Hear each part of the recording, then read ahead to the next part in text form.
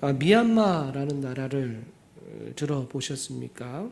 우리가 기억하는 이름은 버마라는 이름입니다. 특별히 우리가 기억 속에 1983년 10월 9일 버마 아웅산 국립묘지 폭탄 테러로 우리의 인식에 기록되어 있습니다. 당시 전두환 대통령은 서남아시아 대양주 6개국 순방 일정 가운데 첫 방문지로 아웅산 국립묘지에 도착하기로 돼 있었습니다. 도착 시간이 늦어져 화를 면하고 대통령의 도착을 기다리던 장관과 비서실장 등 국무위원, 공직자들이 사망하고 17명이 중경사고를 입는 사건으로 우리의 기억 속에 남아 있습니다. 그런데 이 버마라는 이름은 미얀마에서 가장 많은 민족인 버마족의 나라라는 의미를 가지고 있습니다. 그뿐 아니라 수많은 소수민족들이 함께 어우러져야 한다라는 의미로 1989년에 미얀마 연방공화국으로 국호가 개칭되었다가 현재는 미얀마라는 이름으로 불리우고 있습니다. 이 미얀마라는 나라가 최근에 언론에 거론된 사건은 미얀마 로힝야족 문제로 인한 것입니다. 인종학살이라는 단어가 등장하듯 무시무시한 일이 벌어지고 그것을 피해서 탈출하는 사람들이 보이고 있습니다. 그 이유가 무엇인가를 조금 살펴보았더니 미얀마는 영국의 식민지였습니다. 이 식민지를 효율적으로 지배하기 위해서 이 분할 통치를 선택한 것이죠. 분할 통치 정책이란 피지배층의 민족 감정이나 종교, 사회, 경제적 이해관계 등을 이용해서 피지배계층 내부의 갈등과 대립을 유발시켜서 하나로 마음이 모이지 못하도록 만드는 것입니다. 마음이 하나 되면 어떻게 됩니까? 데모를 하게 되겠죠. 독립운동을 하게 되겠죠. 마치 우리가 3.1 운동을 했던 것과 같은 일들을 막고자 했던 것입니다. 영국은 특별히 미얀마가 수많은 소수민족들로 이루어진 나라라는 점을 이용해서 인구 다수를 차지하는 버마족을 탄압하고 소수민족들을 우대하는 정책을 사용하는 것입니다. 소수민족에게 식민지 정부의 중간 지배층 역할을 맡겨서 내부의 갈등을 유도하고 통합된 이 반영국 세력이 생겨나지 못하도록 만든 것이죠. 특별히 1995년 영국은 불교 국가인 미얀마에 이슬람교를 믿는 로힝야족을 의도적으로 이주시킨 것입니다. 1895년에 그런 것입니다. 본래 로힝야족은 방글라데시에 속한 소수민족이었습니다. 이들을 데려오기 위해서 영국은 미얀마 사람들의 토지를 수탈하고 이주시킨 로힝야족에게 농사를 짓도록 하고 이들에게 중간 지배계층을 등용하여서 오히려 이 미얀마 사람들을 핍박하도록 했던 것이죠. 그러니 미얀마 사람들에게 이 로힝야족은 삶의 터전과 일자리를 빼앗은 이교도로밖에 보이지 않는 것이죠. 특별히 1942년 영국이 무장한 로힝야족을 동원하여서 2만 5천 명이나 되는 미얀마 사람들을 학살하는 사건을 자행한 것이죠. 결국 이러한 일련의 사건은 미얀마인과 이 로힝야족 간에 뿌리 깊은 적대감을 싹 두게 된 계기가 된 것입니다. 1948년에 미얀마가 영국으로부터 독립을 하게 됩니다. 결국 그 쌓아놨던 일들을 해결하겠죠. 이슬람교를 믿는 로힝야족을 탄압하기 시작하는 것입니다. 그리고 1962년에 세워진 이 군부 정권은 로힝야족에 대한 핍박을 제도화했습니다. 로힝야어로 수업을 할 수 없게 만들었고 결혼이나 이사, 마음대로 할 수 없도록 했으며 불교로 개종해야만 시민권을 주겠다라고 탄압한 것입니다. 결국 개종하지 않으면 국적을 상실해버린 것이죠. 또한 산하 제한 정책까지 사용해서 자녀를 2명 이상 출산하지 못하도록 했고, 이를 어기면 징역형에 처했다라는 것입니다.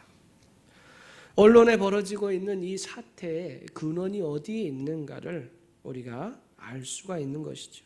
결국 이 분쟁의 원인은 19세기의 제국주의 영국의 식민지 정책과 20세기 미얀마 군부 독재 정권으로 이어지는 아픔 가운데 있는 것이죠. 어쩌면 영국의 식민지 지배 아래 핍박받던 미얀마인, 또한 그런 미얀마인들에게 핍박받고 탄압받는 로힝야족 모두 역사의 피해자라는 것이죠. 저는 이 기사를 보면서 일본과 우리나라와의 모습도 이런 모습이지 않았는가라는 생각을 하게 되었고, 또한 오늘 우리가 다루고 있는 우리 사도행전 8장에 기록된 이 사마리아도 유대 사람들과 마찬가지로 이런 아픔을 가지고 있다라는 것이죠. 오늘 본문의 중심지 사마리아는 어떤 곳인가? 이스라엘을 구분할 때 세 부분으로 나눌 수가 있을 것입니다. 북쪽으로는 갈릴리가 있습니다. 그리고 중앙에는 사마리아가 있습니다. 또 남쪽에는 유대로 나눌 수가 있는 것이죠. 우리가 살펴볼 사마리아는 주전 722년에 아수르의 사라곤 왕에게 정복당하기 전에 북이스라엘의 수도였습니다. 그런데 이 수도가 아수르와의 전쟁에서 패하고 난 후에 수많은 포로들을 잡아가게 됩니다. 그 땅에 남은 자들은 가장 가난한 자들만 남겨두고 오히려 이방 사람들을, 마치 영국이 로힝야족을 이 미얀마에 데려다 두었던 것처럼 이방인들을 들여와서 사마리아에 정착하게 된 것입니다. 이방인들은 그곳에 남아있던 유대인들과 결혼하게 되었고, 그로 인해서 피가 섞이게 되었고, 결국 이들이 사마리아인이라고 불리우게 된 것이죠. 남한국 유다에 살고 있던 사마리아인 사람들은 사마리아인들을 혼혈과 종교적 배교자로 간주했습니다. 결국 로힝야족과 미얀마 사람들의 갈등이 생겼던 것처럼 유대와 사마리아 사람들은 결코 하나가 될 수 없는 그런 비참한 상황에 처하게 된 것이죠. 유대인과 사마리안과의 사이를 알 수 있는 대표적인 장면이 있습니다. 요한복음 4장에 기록된 예수님과 수가성 여인과의 대화입니다. 요한복음 4장 9절의 말씀 보면 이렇습니다. 사마리아 여자가 이르되 당신은 유대인으로서 어찌하여 사마리아 여자인 나에게 물을 달라 하나이까 하니 이는 유대인이 사마리아인과 상종하지 아니함이로라. 유대인과 사마리아인과 상종하지 아니한다라는 것. 이는 또한 그때 이런 역사적인 사건 속에서 유대 의식법은 이 사람들을 의식상 부정하다고 했으며 그들이 만진 것들도 부정하다라고 했기 때문입니다. 그러니 서로 간의 갈등은 공식화되어 있어서 서로 간에 방문하지 않고 만나지 않고 그들이 살아가는 지역도 들어가지 않았던 것이죠. 결국 그들 가운데 갈등의 골이 깊어 있는 상태를 보여주고 있는 것입니다. 이러한 유대인과 사마리안과의 관계를 우리들에게도 가져볼 수 있지 않습니까? 앞에도 말씀드렸듯이 우리나라와 일본의 관계를 생각해 볼 수 있죠. 어떤 방식을 동원하더라도 가까이 하기 쉽지 않은 것이 바로 우리나라와 일본과의 관계일 것입니다. 그뿐입니까? 우리 사람과 사람과의 관계 속에도 이러한 깨어진 문제들, 봉합되지 못하는 문제들, 갈등의 골이 우리 안에도 늘 존재하고 있다라는 것이죠.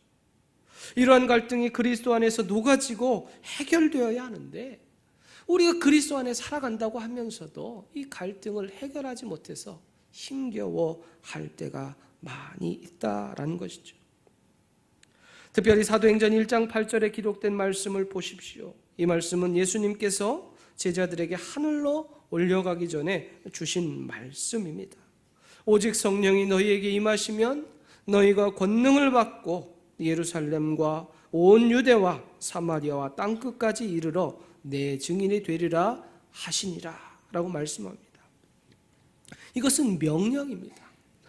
주님이 주신 명령 앞에 순종해야 하는 것, 그것이 당연히 해야 할 제자들의 몫이었던 것이죠. 그 복음의 진행 방향을 가리켜서 예루살렘, 또 온 유대, 그리고 그 안에 사마리아를 포함하며 땅끝으로 나아가라고 요청하고 있는 것이죠. 그러면서 이르러 내 증인이 되어야 한다라고 말씀하고 있습니다. 그런데 그 성령이 사도행전 2장에 임하게 되었죠. 성령이 너희에게 임할 때 해야 할 일이 여기 있는데, 성령이 임하면 그 권능을 가지고 나아갈 방향은 이미 정해져 있었던 것입니다. 그런데 이들은 자신들끼리 지속적으로 모였던 것이죠.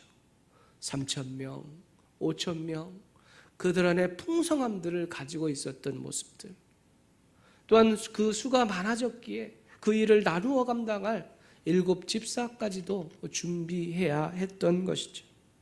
그런데 이 모임이 흩어지게 된 것이 바로 그 계기가 스데반 집사의 순교 사건이었던 것이죠. 이 사마리아의 복음을 문 연 사람이 누구냐? 바로 빌립 집사였습니다. 사도들이 받은 주님의 명령을 온전히 따랐던 이가 바로 빌립이었습니다. 유대인들은 사마리아 사람과 상종하기를 원치 않았습니다. 서로 상극이었던 것이죠. 어찌 사람을 개처럼 취급하겠습니까? 그런데 유대인들은 사마리아인들을 개처럼 취급한 것이죠. 그 닦여있는 복음의 빗장을 연 자가 바로 빌립 집사님이었던 것입니다. 아마 유대인들은 예수님도 사마리아를 버렸다라고 여겼을지 모르겠습니다. 이 빌립 집사님의 복음 전파로 인하여서 예루살렘에 들려온 소식, 바로 오늘 본문 14절에 이렇게 말하고 있습니다. 우리 한번 같이 볼까요? 14절입니다. 시작. 예루살렘에 있는 사도들이 사마리아도 하나님의 말씀을 받았다함을 듣고 베드로와 요한을 보내매. 아멘. 빌립이 전한 복음을 사마리아 사람들이 받았다는 소식은 대형 스캔들 같은 사건이었습니다. 예루살렘 교회는 스데반 순교 이후 핍박의 그늘 아래서 힘겨웠을 터인데, 이 소식이야말로 놀랄 수밖에 없는 큰 기쁨의 소식이 되는 것이죠. 특별히 이 일을 위해서 예루살렘 교회는 이러한 일이 진실인가 확인하고자 우리 베드로와 요한을 세워서 파송하는 장면을 볼 수 있습니다. 이 베드로와 요한이라고 하면 제자 중에, 또 사도들 중에 핵심 중에 핵심이라고 할 수 있는 사람입니다. 다른 많은 사도들이 있었을 것이고 또 그 역할을 감당할 만한 집사님들도 있었을 것인데, 오늘 베드로와 요한을 보내게 된 것을 통하여서 이것이 얼마나 중요한 것인가, 중요하게 여기고 계시는가, 그 모습을 우리가 보게 된 것이죠. 베드로와 요한은 즉시 사마리아로 가게 됩니다. 그리고 이들이 행한 일이 무엇입니까? 15절과 16절에 보면 그들이 내려가서 그들을 위하여 성령 받기를 기도하니 이는 아직 한 사람에게도 성령 내리신 일이 없고 오직 주 예수의 이름으로 세례만 받을 뿐이더라 라고 기록합니다. 베드로와 요한은 사마리아 도착했습니다. 하나님의 말씀을 받은 사람들을 만나고 또 그들에게 교제하는 모습을 보게 되죠. 그런데 이들 가운데 놀라운 특징이 무엇입니까? 세례는 받았지만 성령이 내리지 않았다라는 것. 그래서 이 사실을 알고 성령 받기를 위해서 기도했다라고 오늘 본문은 기록합니다. 조금 독특한 상황임을 알 수가 있죠. 사도행전 2장에서 베드로의 설교를 들은 이들은 그의 마음이 찔려서 베드로와 다른 사도들에게 질문합니다. 도대체 우리가 어떻게 해야 하느냐라고 말이죠. 베드로가 이르되 너희가 회개하여 각각 예수 그리스도의 이름으로 세례를 받고 죄사함을 받으라. 그리하면 성령을 선물로 받으리니 라고 말합니다. 마음이 찔렸던 그들을 향하여서 베드로가 대답합니다. 너희가 회개하고 믿고 세례를 받으라. 그리하면 성령이 선물로 주실 것이다. 이것은 하나의 과정처럼 여겨지는데 마치 사마리아에 등장한 이 일은 무엇이냐? 세례는 세례고 또 성령은 성령이다 라고 따로 표현하고 있는 것이죠. 사도행전 2장 41절에 보면 3,000명이나 되는 사람들이 세례를 받습니다. 사도행전 4장 4절에 보면 5,000명이나 되는 사람들이 믿었다라고 소개합니다. 그런데 이 기사 속에도 보면 성령을 받았다는 기사는 따로 기록되고 있지 않습니다. 사도행전 2장 38절에 기록한 것처럼 이는 당연히 이루어지는 사건이었던 것이죠.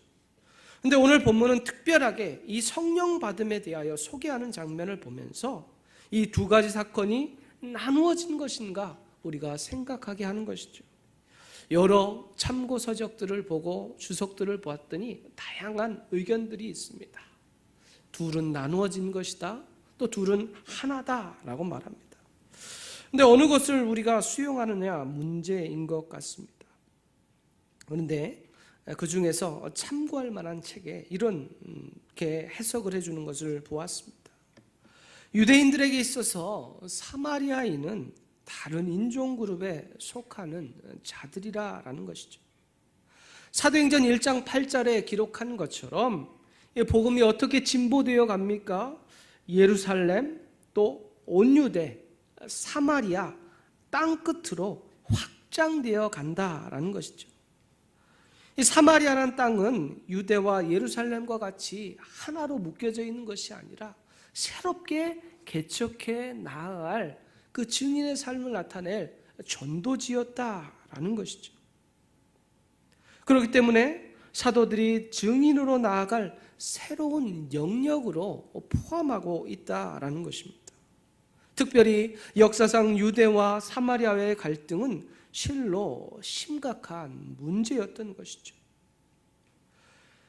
유상선 목사님의 책 교회갱신을 위한 이 분석 사도행전에 보면 이 내용을 이렇게 설명합니다. 베드로와 요한의 안수함을 통하여 성령이 임함으로 유대인들과 사마리아인들 사이에 문화적, 종교적, 인종적인 갈등과 대립을 완전히 해소하고 그들이 동등하게 하나님의 백성이 되었음을 공식적으로 보여주기 위함이다라고 설명해 주고 있습니다.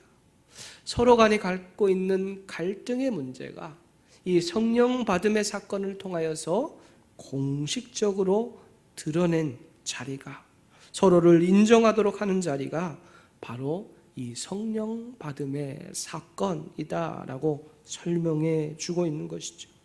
결국 유대인들이 사마리아 사람들을, 교인들을 무시할 수 없게 되었으며 또한 거부감을 가지고 있던 사마리아 사람들에게 있어서도 사도들의 권위와 능력을 인정하도록 하게 됨을 통하여서 결국 에베소서 4장 3절에 바울이 표현한 것처럼 평안하에 매는 줄로 성령이 하나 되게 하신 것을 힘써 지키라는 이 놀라운 말씀의 뜻을 다시 한번 돌아보게 되는 것이죠. 결코 하나가 되기 쉽지 않았던 이 두 그룹 간의 이 놀라운 사건을 통하여서 성령 안에서 하나가 되게 하시는 하나님의 놀라운 신비를 우리가 여기서 볼 수 있는 것이죠. 그렇다면 꼭 안수를 받아야만 성령을 받게 되는가의 문제를 질문할 수 있는 것입니다.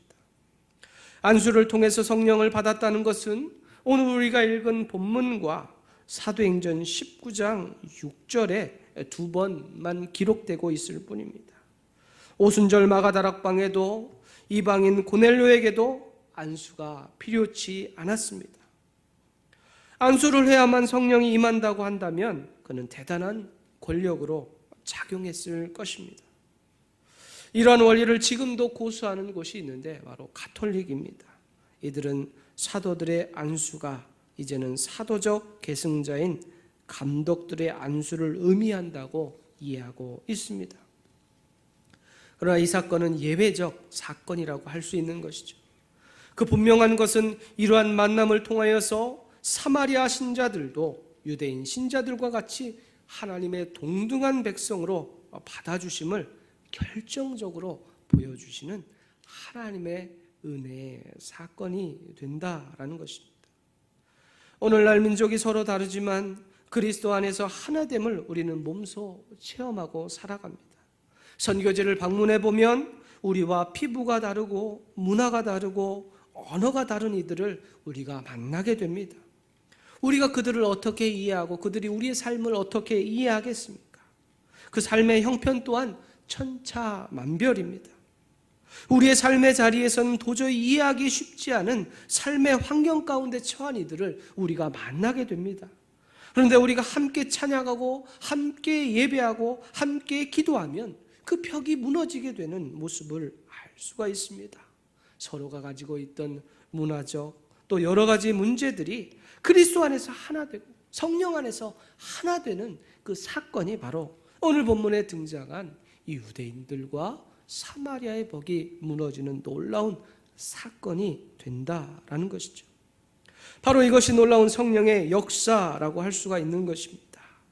오늘 우리가 바라봐야 할 것, 결국 우리가 누구를 미워하고 누구를 무시하고 있습니까? 우리가 성령 안에 있다면 유대인들과 사마리아의 관계가 이처럼 아름답게 해결되었던 것처럼 오늘 우리 또한 용서하고 수용할 수 있어야 한다라는 사실을 우리가 도전받게 되는 것이죠. 예수를 믿는다고 하면서도 여전히 누군가를 미워하고 시기하고 있습니까? 우리의 가정은, 내가 속한 교회 공동체는, 또한 내가 살아가는 삶의 자리에서 여전히 우리 또한 그리스도인이라고 하면서도 유대인과 사마리아인들처럼 취급하고 있는 그런 모습은 있지 않는가? 오늘 우리의 모습을 돌아봐야 한다라는 것이죠. 우리가 그리스도인이라면 오늘 본문에 등장한 이 도전을 결코 놓쳐서는 안 되는 것입니다. 그런데 이처럼 놀라운 성령의 역사가 있으면 아무런 문제도 없어야 하는데 새로운 문제가 시작됩니다. 빌립의 전도를 받고 정말 세례를 받고 그의 삶을 내어놓고 새롭게 된 모습으로 빌립을 쫓았던 이 시몬이란 사람입니다. 빌립이 나타내는 능력, 그 귀신이 나가고 중풍병자를 고치고 걷지 못하던 이들을 일으키는 놀라운 표적과 능력에 감탄하여 전심으로 쫓아다닌 모습을 우리가 읽었습니다. 그런데 베드로와 요한이 찾아와 안수하여 임한 성령의 역사하심에 큰 관심을 갖고 있는 이 시몬의 모습을 보게 됩니다. 우리가 읽은 본문의 상황을 통해서 우리가 알 수 있는 성령의 역사하심에 대한 자세한 기록은 알 수 없습니다. 물론 빌립을 통해서 사마리아에 이루어진 일은 질병으로 고통당하던 이들이 회복되었다라는 것이죠. 아마 이 성령의 능력은 오순절 성령 강림 사건에 이루어진 일이 나타나지 않았는가 추측할 수 있습니다. 시몬은 이러한 외적 현상을 보며 신비스러워했던 것 같습니다. 그래서 그가 행한 일이 무엇입니까? 18절과 19절에 보면 시몬이 사도들의 안수로 성령 받는 것을 보고 돈을 들여 이르되 이 권능을 내게도 주어 누구든지 내가 안수하는 사람은 성령을 받게 하여 주소서 하니 기록합니다. 시몬은 베드로와 요한이 안수하여 성령 받는 사건을 보면서 자신도 그런 권능을 갖게 해달라고 돈을 드리고 있는 장면을 보게 됩니다. 이 사건을 계기로 이 시몬의 이름에서 재미있는 이름이 파송되게 됩니다. 시몬이란 이름에 Y자를 붙여서 시몬이라는 이 단어가 뜻이 무엇이냐면 성직매매라는 단어로 사용되게 되는 것이죠. 혹자는 시몬이란 이름과 머니가 결합하였다라고도 합니다. 종교적 직책을 사고 파는 것으로 사마리아 마술사 시몬이 원했던 것, 그것을 오늘날 우리의 용어로 가져와서 성직 매매로 사용한다라는 것이죠. 시몬의 신앙은 잘못된 것이었습니다. 그가 회심한 것 같았지만 결코 그렇지 않았습니다. 그는 어떻게 해서든 성공하기를 바라는 이의 전형적인 모습으로 오늘 비추어지고 있는 것입니다. 본래 마술사로서 부유함을 누렸을 시몬의 입장에서는 빌립이 나타낸 권능과 베드로와 요한의 능력을 통하여서 안수할 때 성령이 임하는 역사심이야말로 자신의 입장에서 정말 필요한 도구가 아니었을까 생각합니다. 순회 선교사였던 빌립 집사도 떠날 것이고 베드로와 요한도 예루살렘으로 올라가게 될 때 자신은 마치 그것에 대한 권리금을 주고라도 자신이 이 일을 감당하기를 원했을지 모릅니다. 그러나 이것은 올바른 행동도 아니고 올바른 신앙도 아닌 것이죠. 결국 시몬은 책망을 받고 있습니다. 20절부터 보면 베드로가 이르되 내가 하나님의 선물을 돈 주고 살 줄로 생각하였으니 내 은과 내가 함께 망할지어다. 하나님 앞에서 내 마음이 바르지 못하니 이도에는 내가 관계도 없고 분깃된 것도 없느니라 라고 기록합니다. 그의 마음이 바르지 못하였기 때문입니다. 우리는 이미 사도행전 5장에서 아나니아와 삽비라 사건을 통해서 배웠습니다. 성령을 속이는 일이 얼마나 무서운 일인가를 말입니다. 아나니아와 삽비라 자신의 땅을 판 것입니다. 그것을 하나님 앞에 드리지 않아도 되는 일이었어요. 그러나 그는 자신을 드러내고자 했던 것이죠. 그 땅의 일부를 감추고 마치 모두를 하나님 앞에 드린 것처럼 행동함으로 결국 하나님을 속이는 것. 하나님 앞에서 마음이 바르지 못하니까 결국 죽음의 심판을 벗어나지 못했던 것이죠. 오늘 시몬의 마음은 어떡합니까? 그의 마음도 바르지 못한 거예요. 마치 자신이 무언가 할 것처럼 섬기는 영역 가운데 나아갈 것처럼 여기지만 실상 그 마음 가운데 뿌리 깊이 작용하고 있었던 것은 자신이 큰 돈을 벌어보겠다라는 생각을 가지고 있는 것입니다. 물질이 분명히 중요합니다. 많은 일들을 감당할 수 있습니다. 그런데 정당하지 않은 것, 그것으로 무언가를 이루려 할 때 결국 실패와 위기를 맞이하게 되는 것이죠. 오늘날도 늘 이것이 우리의 삶을 주관하고 있지 않습니까? 물질로 어떻게든 무언가 성공해 보겠다라는 욕심과 열심을 내는 것들이 오늘 우리의 모습 아닙니까? 결국 그러다가 언론에 크게 도배되면서 정말 실패한 모습들을 우리가 늘 바라보게 됩니다. 시몬도 자신의 가진 재물을 가지고 이 능력을 얻으려고 노력했던 것이죠. 그러나 이것은 하나님이 선물로 주시는 것이지 그것은 돈으로 살 수 없는 것입니다. 오늘 우리들도 이런 하나님 앞에서 우리의 마음이 바른가, 우리의 마음이 고다 있는가를 늘 점검할 필요가 있는 것이죠. 베드로는 이처럼 돈을 가지고 능력을 구하려는 시몬을 책망합니다. 회개할 것을 요구합니다.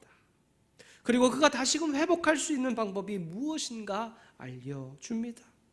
22절에 그러므로 너의 이 악함을 회개하고 주께 기도하라. 혹 마음에 품은 것을 사하여 주시리라. 시몬은 베드로와 요한 이들이 나타낸 권능과 능력을 통해서 자신을 높이고자 하는 마음을 품었던 것이죠. 네, 우리가 사도행전 말씀을 통해서 알 수 있는 것은 무엇입니까? 사도들은 권능과 능력을 자신을 높이는 데 사용하는 것이 아니라 오로지 하나님의 나라를 세워가는 일에 그것을 사용했다라는 것이죠. 스데반 집사는 그 일들을 위하여 살아가다가 순교하기까지 했다라는 사실을 우리가 놓쳐서는 안 되는 것입니다. 오늘 우리들은 이러한 유혹에 빠질 때가 있을 것입니다. 영적인 능력을 통하여 무언가를 이루고 인정받고 사랑받고 그것을 통해서 누리고자 하는 열망이 우리를 붙잡아서는 안 될 것입니다. 베드로와 요한을 보시기 바랍니다. 25절에 이렇게 기록합니다. 25절 말씀 우리 같이 봅니다. 시작. 두 사도가 주의 말씀을 증언하여 말한 후 예루살렘으로 돌아갈새 사마리아인의 여러 마을에서 복음을 전하니라. 아멘. 두 사도는 더 이상 사마리아인들을 두려워하지 않습니다. 그들을 무시하지 않습니다. 그들은 더 이상 사마리아인들을 만나서 복음 전하는 일이 어려운 일이 되지 않았습니다. 예루살렘으로 돌아갈새 곧장 사건 현장에서 예루살렘으로 돌아가는 것이 아니라 사마리아인의 여러 마을에서 복음을 전했다라는 것입니다. 이들의 관심은 오로지 복음이 아름답게 전하여지기를 소원했던 것이죠. 자신을 높이고 영광을 받기 위하여 노력하는 시몬의 모습이 아니라 하나님이 주신 그 사명을 성실하게 이루기 위해서 묵묵히 그 발걸음을 옮겨 나아간 사람이 바로 베드로와 요한의 모습이다라는 것입니다. 오늘 우리가 이 베드로와 요한의 모습을 바라보면서 오늘 우리가 이 시대 속에서 무엇을 추구하고 어떻게 쓰임받아야 하는가를 우리가 다시 한번 돌아봐야 하는 것이죠. 사랑하는 성도 여러분, 우리의 삶을 주님께 맡깁시다. 주님이 우리의 삶을 주관하게 하십시다. 주님께서 우리의 삶을 인도해 달라고 간구하기를 원합니다. 이제 2017년도도 얼마 남지 않았습니다. 올 한 해 우리가 한번 추수감사절이 다음 주입니다. 올 한 해 지금까지도 어렵고 힘든 일들이 많았을 터인데 하나님이 주신 은혜가 무엇인가? 올 한 주간 동안 우리가 돌아보길 원합니다. 또한 앞으로도 주실 은혜가 무엇인가? 다시 한번 바라봄을 통하여서 주님이 주시는 은혜와 축복 가운데 아름답게 쓰임받는 우리 귀한 믿음의 성도의 삶이 되시기를 주님의 이름으로 축복합니다. 아멘. 광고 말씀드립니다. 제2남전도에서 예초기 한 대 헌금해 주셨습니다. 이남전도에 건축헌금, 선교 구제헌금, 또 사여전도에 구제헌금, 장학헌금, 또 특별한 헌금이 있는데요. 우리 이금예 성도라고 지난주에 우리가 행복플러스 경품에 이렇게 되었는데 이 어르신이라서 이 상품권을 드렸더니 쓸 수 없어서 이 권사님이 현금으로 바꿔드렸더니 그 중에 일부를 헌금을 해 주셨다라고 이렇게 헌금을 해 주셨습니다. 광고 말씀드리겠습니다. 누락된 광고 먼저 말씀드리겠습니다. 화요일에 구역장, 구역교사 단풍놀이가 있습니다. 오늘 참고한 이 주보에 누락되었는데 문자로 다 발송해 드렸습니다. 화요일 오전 10시에 교회 출발해서 이곳에 도착하는 시간은 3시 반 정도, 4시까지 이렇게 올 예정입니다. 곤지암 화담숲 이렇게 우리가 단풍놀이를 하도록 하겠습니다. 참고해 주시고요. 다음 주는 추수감사주일로 지킵니다. 담임 목사님은 한 주간 동안 휴식 기간을 보냅니다. 현재 경기노회 주간 종교인 과세 준비 세미나가 진행 중입니다. 위에서 기도해 주시고요. 예배 후에 태국 단기 선교 모임이 오후 4시에 청년부실에서 있을 예정입니다. 수험생을 위한 기도회 11월 16일 목요일 오전 8시 40분부터 우리 중동부실에서 있을 예정입니다. 함께 기도하고 싶으신 분들은 오셔서 기도해 주시기 바랍니다. 3사단 635 부대 추수감사주일 위문 예배가 다음 주에 있습니다. 우리 식사 후에 오후 1시에 출발하도록 하겠습니다. 현재 예초기 이남전도에서 한 대 기증해 주셨고요. 또 민혜경 집사님이 한 대, 방선함 집사님이 2대 해주셔서 저희가 준비하기로 한 선물은 다 준비되었습니다. 협조해 주셔서 감사합니다. 각 기관별 총회가 11월 26일부터 있으니까 참고해 주시고요. 수첩 작업 있는데 전화번호나 주소가 변경되신 분들은 사무실로 미리 연락 주셔서 혹여 다른 곳으로 또 다른 분에게 전화가 가지 않도록 부탁드리겠습니다. 금주 금요기도의 찬양은 5에서 9 여전도의 연합입니다. 기도하시겠습니다. 하나님 아버지 감사합니다. 거룩한 주일 주님 앞에 나와서 예배할 수 있도록 은혜 주신 것 감사합니다. 이른 아침부터 이 오후 늦게까지 수고한 손길들 있습니다. 그 수고한 손길들을 위해 주님이여 축복해 주시옵소서. 오늘 귀한 찬양 드린 다드림 찬양팀 주님이여 축복하여 주시고, 우리 엄요한 집사님 기도했습니다. 그 가정과 오늘 세례받은 자녀 건강과 축복을 더하여 주시옵소서. 우리 찬양으로 하나님께 아름답게 영광 돌린 할렐루야 성가대 수고했습니다. 수고한 손길들 위해 주님이여 축복하시고 늘 하나님의 영광만을 돌릴 수 있도록 주님의 은혜와 능력을 더하여 주시옵소서. 특별히 오늘 귀한 예물로 드린 손길이 있습니다. 주님이여 기뻐 받으시고 축복해 주시옵소서. 오늘 이렇게 새 가족들이 많이 등록할 수 있도록 은혜 주셔서 감사합니다. 또 장기 결석자들이 다시금 함께 나와 예배할 수 있도록 은혜 주신 것 감사합니다. 우리 교회가 더 풍성하게 하여 주시고 하나님이 주신 은혜로 풍성해지게 하여 주시옵소서. 한 주간도 주님이 주신 은혜와 감사를 누리는 귀한 믿음의 성도의 삶이 되도록 주님이여 축복해 주시옵소서. 감사합니다. 예수님의 이름으로 기도하옵나이다. 아멘. 지금은 우리 주 예수 그리스도의 은혜와 거룩하신 하나님의 사랑과 성령의 교통하심이 주의 은혜를 사모하는 귀한 성도들 위해 이제로부터 영원토록 함께 하시기를 간절히 축원하옵나이다. 아멘.